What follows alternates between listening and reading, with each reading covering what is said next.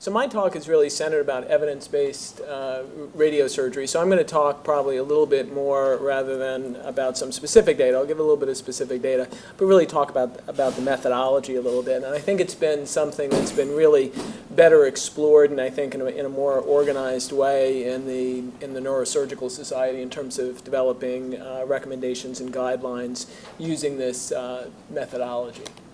No disclosures relevant to this talk. And in terms of the process, essentially for any evidence-based method, you start out with a defined question, and then what you want to do is you want to poll the literature. And you want to get as much of the literature and agree to kind of what your predefined notions are. So you may eliminate case reports. If you don't have survival outcome, you may want to eliminate that if that's one of your study questions. If you don't have enough prognostic information in it, then you may want to eliminate those studies. And you basically get a group of experts in a multidisciplinary field to agree to do this. And the AANS has set up several very nice, relatively large committees that have worked on this and ended up publishing a number of papers on that. When you do this, then each paper is assigned a class. And that's basically based on the quality, and then the outcome of what those are based on class are put into evidentiary tables, and they're reviewed by the committee to agree what are the real evidence-based conclusions you can have based on class 1, 2, and 3 data. And I'll go through what those are in a minute. So again, thorough review of the literature, try to be as comprehensive as possible. You really want to weight it on scientific validity and directly link it to the evidence. Okay, so you're really trying to be a stickler about this. We all, okay, even myself, am actually biased, and I have some very specific biases whenever I look at a given amount of data, and so this methodology really tries to take that out. Expert judgment is really given a secondary seat to what's there. However, you have to recognize that most things that we do in medicine, frankly, are not based on class 1 data. And a purist might argue that that's bad, but I think that's reality. I do think these help in terms of helping define what areas that maybe we should study a little bit better. I think sometimes, however, as I'm going to show a little bit later, sometimes it can be an excuse not to move the field forward or to use knowledge that you actually have. And I don't think you should use evidence-based terminologies to kind of avoid progress as well, which I think sometimes is the case. So, with that said, level 1, very high degree of clinical certainty. Usually these are randomized controlled trials looking to answer a specific question, and then they actually answer that question with a relatively large, RTOG type study. It can be an institutional study, but you really want to have it randomized. These are obviously multi-institutional is better. Level 2 is really the second highest level of evidence, and that being a moderate degree of clinical certainty. A lot of times there'll be some more robust comparative studies. There are a number of studies that were done early on with University of Wisconsin, UCSF, University of Florida, all participated, where we took a given group of patients, tried to look at a case control study for this group of patients, and then compile all the data and look at a specific outcome. And that would be a good example of a type of class 2 type evidence supporting something. So stronger than 3, but not quite as good as a true randomized controlled trial. Usually it's looked at a little bit in terms of retrospective. Level 3 is really institutional studies, and the reality about institutional studies is we have a lot of things we do where there are multiple institutional studies. There are, when you get into multiple institutional studies all showing the same thing, I think you reach a conclusion, that's probably true. And so I think we shouldn't just say, well, that's level 3 evidence, therefore it's not worth anything. And I think that's another thing we want to avoid when you think about evidence-based guidelines and conclusions. In terms of what we're going to talk about today, really we're going to look at it in the realm of treatment. We want to see which of these treatments can actually be better: surgery, radiation therapy, or I'm going to use the example really of whole brain radiotherapy, and then chemotherapy and radiosurgery. And so you're going to basically ask the question in terms of what's in the literature about some of these methods. Again, we went to level 1, 2, 3, class 1, 2, 3, basically followed the same thing in terms of therapeutic effectiveness. It's class 1 evidence, 2, 3. They follow each other. These are some of the examples of some of the papers that have come out from the AANS, and I think are just examples of the kind of thing that can be done. This is my favorite slide in this, and it's because I really think that, again, as I highlighted earlier, a lot of people try and use evidence-based guidelines as kind of, this kind of argument that essentially there's never been a randomized study to see whether or not you need a parachute if you jump out of a plane.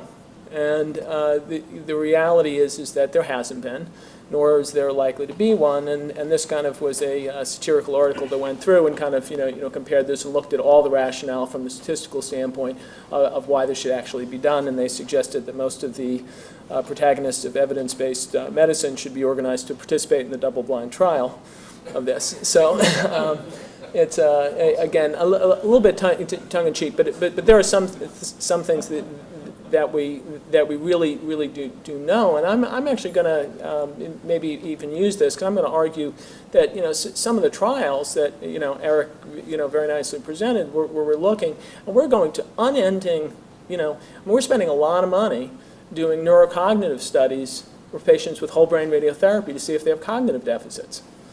And I don't know. I mean, I think that we have some pretty good evidence that if we do whole brain radiotherapy on patients with whole brain therapy, I mean, there's long literature of this, and I don't think there's a lot of doubt. And so I think we can, question. Sometimes we go to the extreme in terms of evidence-based proof of what we're doing, and when you're dealing with some of these questions, I at least would raise that. So if you look at, let's consider brain metastases, whole brain radiotherapy, increased survival from 1 month to 3 months. This was an institutional study, control back in 1954.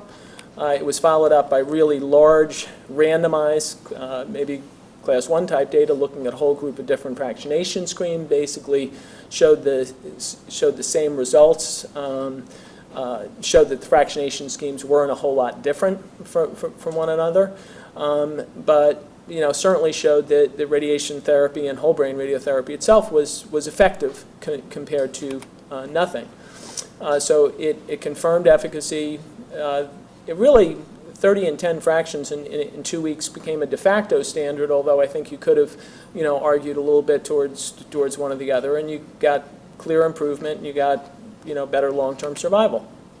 I think that there's very good class 1 data for doing surgery. If you look at Patchell's study, he did surgery plus whole brain versus the whole brain alone, and basically found that surgical resection with solitary metastases led to a significantly better outcome in survival. This is a good example of why that is true. And then did the other study where they eliminated the whole brain and showed that the whole brain was needed if you were going to increase control. So a good example of a really class 1 data. Well, out of that concept, there's a concept that came through Patchell's study, which was that if you could gain local control, you'd prolong survival and actually do better in patients with brain metastases. And we started developing a pretty significant literature of class 3 type data. And you had institutional studies coming from Boston, the Wisconsin group, University of Florida group. We had some initial papers just looking at radiosurgery as a way to gain local control, and didn't have a lot of randomized data. That led to multiple randomized studies where you had patients who essentially were treated with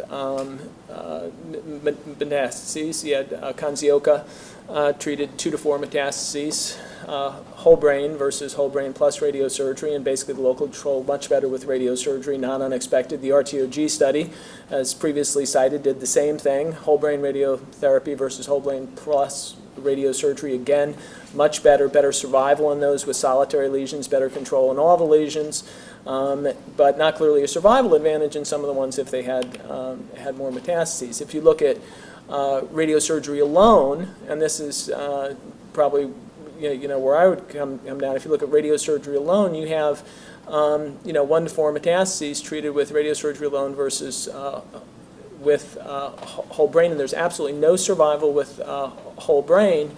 There are more recurrences in the radiosurgery group, but if you're screening and you at least allow retreatment, these patients do just as well. And there are about 8 or 10 institutional studies. So I would actually argue that for 1 to 3 metastases, that radiosurgery alone is the de facto standard. And I guess I wouldn't agree, but again, I recognize there's some controversy, and if you go with a lot of radiation oncologists, some people are still saying, but I think there's tons of data.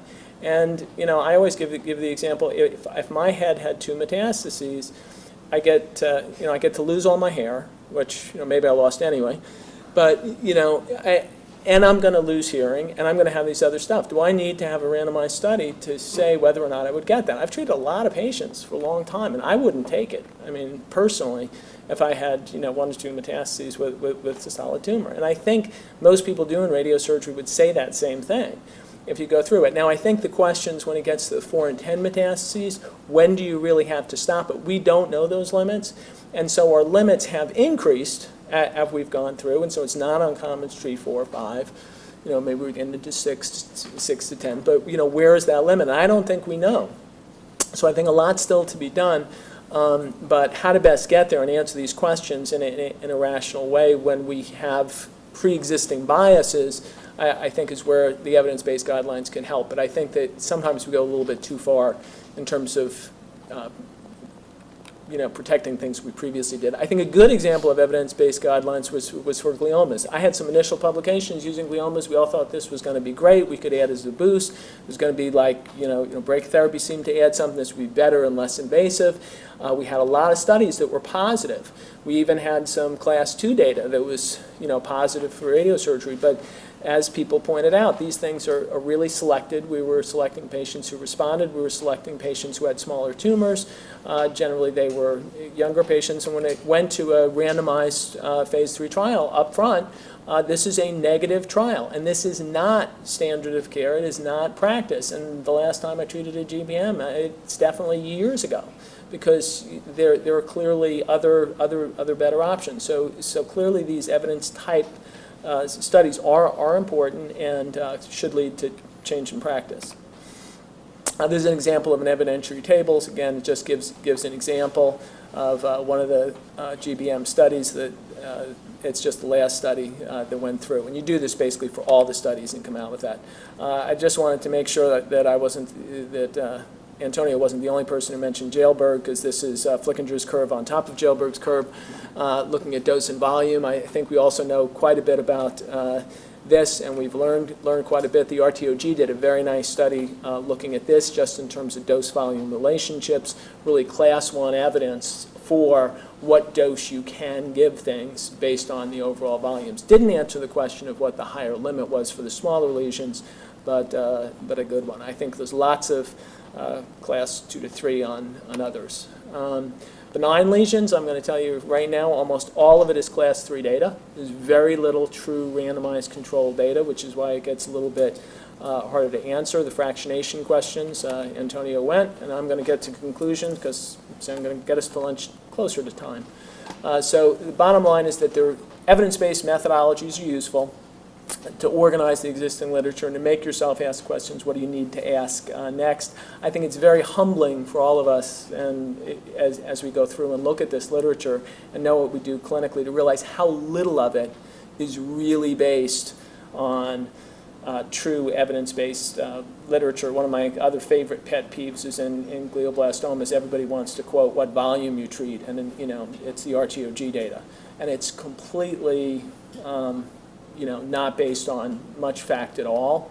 There's some biopsy data, We actually, in our practice, frankly, I don't give margins because I don't really think they add a whole lot for the GBMs, and I've done this now for the last 7 to 10 years, and I have a colleague that believes in the RTOG data, and so he follows the RTOG data, and we've looked at our data side by side, and they're superimposable. The GBM patients did exactly the same, and whether you gave essentially a 2 millimeter margin on edema or a 2 centimeter volume, it didn't matter. One principle also with that is that, in general, smaller volumes are better. If you can treat less normal tissue, you should. I think radiosurgery has brought that out and should be high in our mind as radiation oncologists. You wouldn't treat more than you need to, generally. So I'll end it there. Happy to answer questions.